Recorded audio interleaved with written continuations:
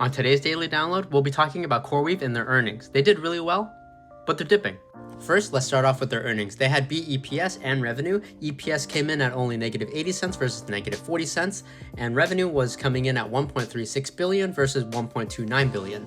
So at a glance, their earnings were pretty good. Their earnings per share are up, and their revenue is up for this quarter. Their net margin is also up, going from -24% to -8%.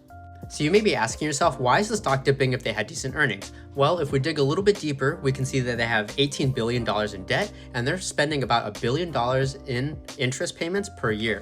Compared to other data center stocks in the space, that is a lot of debt. In the next couple of quarters, I would like to see net debt go down and revenues go up along with net margin.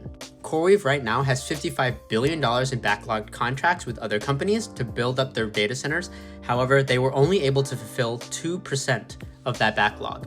So even though they have all these contracts with all these different companies, they haven't been able to realize any of that revenue from their backlog.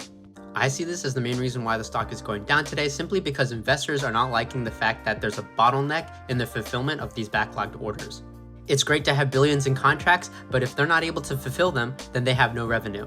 I'll be watching this stock going into the 85 level. If we go below 85, then I'm not super interested in the stock, but if we're able to hold above 85, then it might be decent for acquiring shares. If you want to know when I'm buying the stock, make sure to follow this page and type stocks in the comments so I can send you the link to my Discord.